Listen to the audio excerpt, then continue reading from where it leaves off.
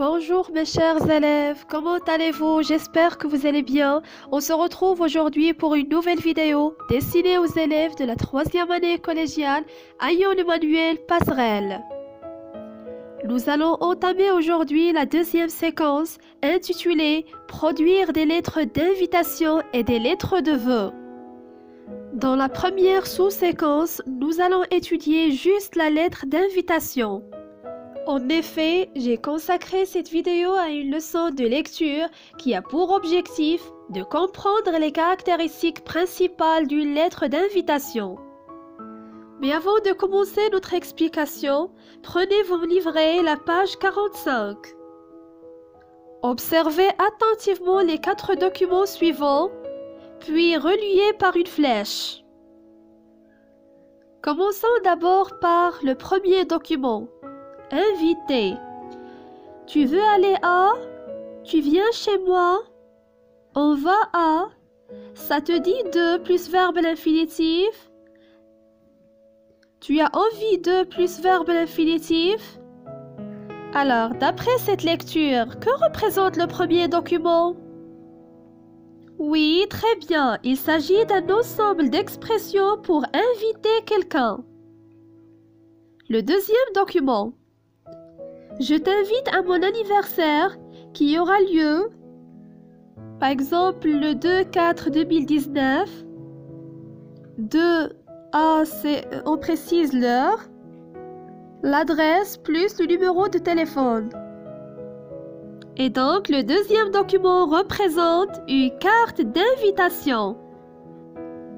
Troisième document. On va au cinéma ce soir? Non, je ne peux pas. Et demain vers 8 heures? Oui, d'accord. Il s'agit ici d'une situation de communication entre deux personnes. Le quatrième document. Accepter.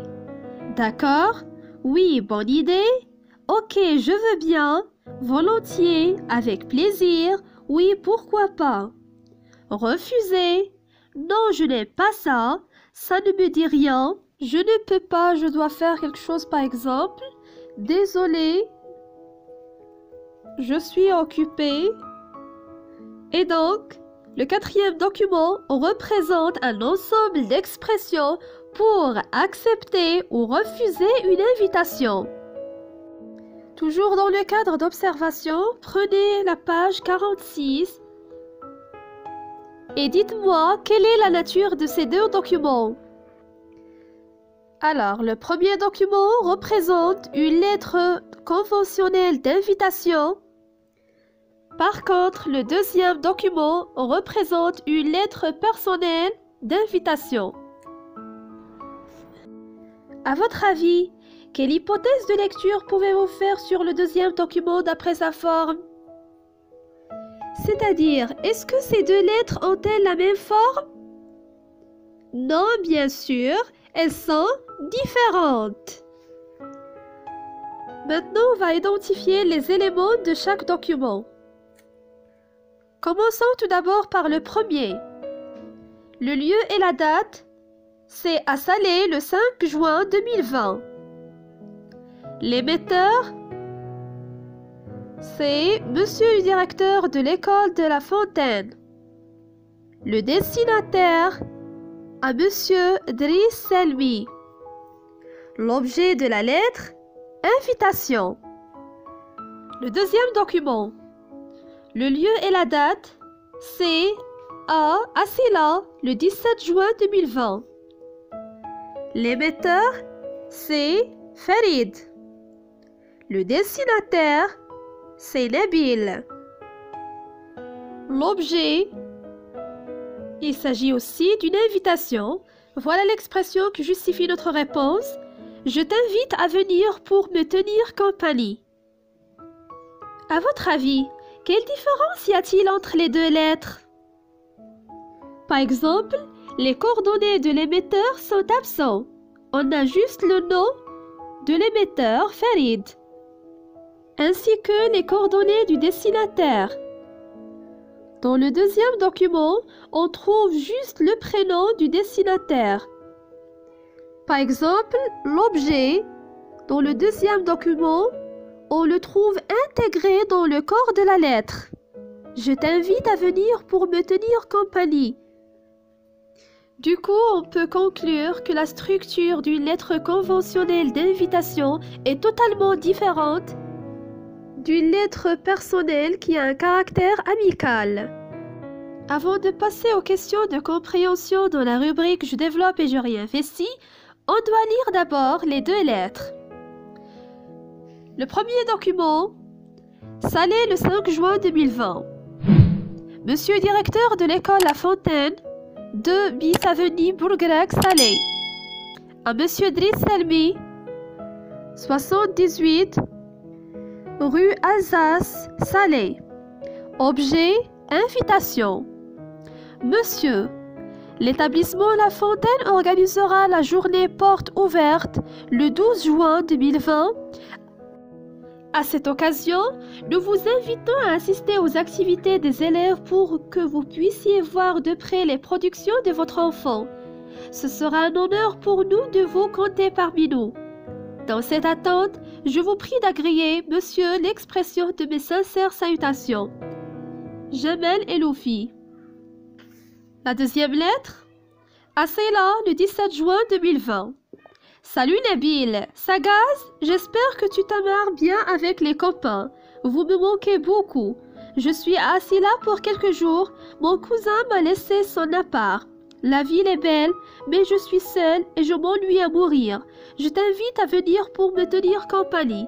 Il y a plein de choses à voir et à faire. J'attends ton message. À plus. Amicalement, Farid. Pour mieux comprendre le contenu de la première lettre, on doit répondre aux questions de compréhension. La première question. À quel événement le directeur invite-t-il M. Driss Selmi?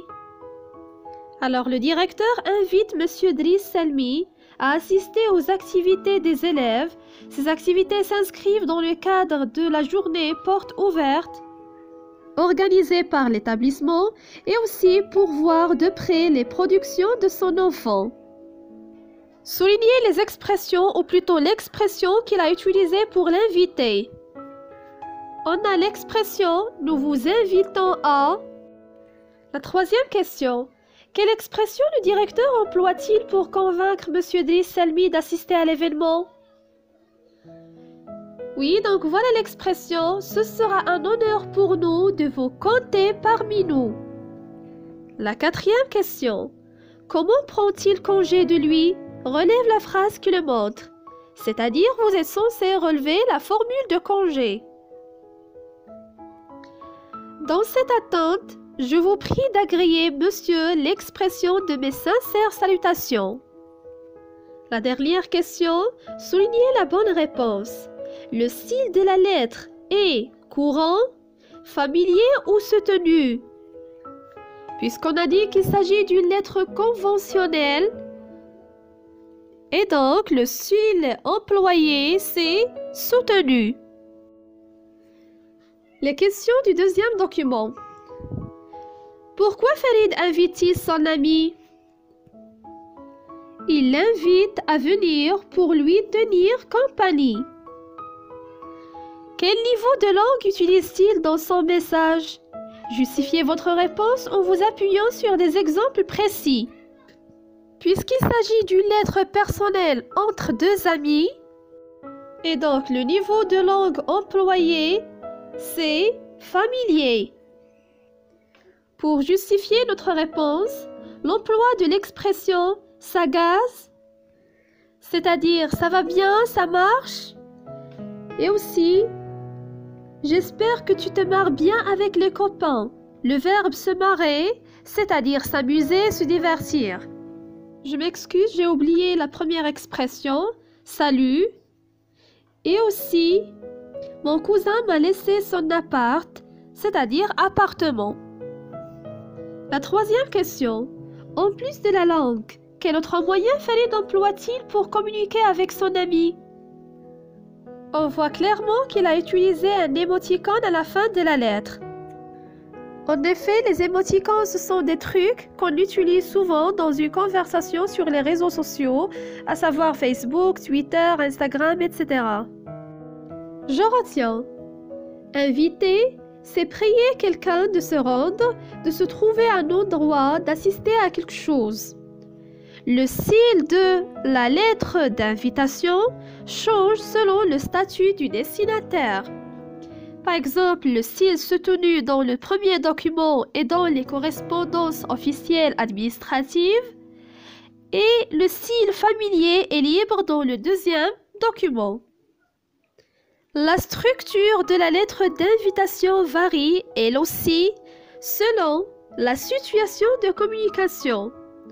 Dans le premier document, par exemple, la situation est officielle. On y trouve les coordonnées de l'émetteur et du destinataire, mais ces éléments sont absents dans le deuxième document où la communication revêt un caractère amical, c'est-à-dire entre deux amis. J'applique et je transfère. Je complète par signature, corps du texte, coordonnées de l'émetteur, formule de congé, coordonnées du destinataire, objet, lieu et date et formule d'appel. Par exemple, le premier élément, Salé le 5 juin 2020, c'est le lieu et la date. Monsieur directeur de l'école La Fontaine, etc., ce sont les coordonnées de l'émetteur. À Monsieur Driss Selmi, les coordonnées du destinataire. Objet, invitation. Monsieur, c'est une formule d'appel. L'établissement La Fontaine organisera la journée porte ouverte, etc. C'est le corps du texte. Dans cette attente, je vous prie d'agréer, monsieur, l'expression de mes sincères salutations. C'est la formule de congé et finalement la signature. Deuxième lettre. Je complète par signature, corps du texte, formule de congé, lieu et date, formule d'appel. À Ceyla, le 24 juillet 2020, c'est le lieu et la date. Salut Nabil, c'est une formule d'appel. Troisième partie, c'est le corps du texte. Quatrième partie, amicalement, c'est la formule de congé. Et finalement, la signature Farid. Et voilà, j'espère que vous avez bien compris ce cours. Si vous avez des questions, n'hésitez pas de me contacter. Merci de votre attention. À bientôt.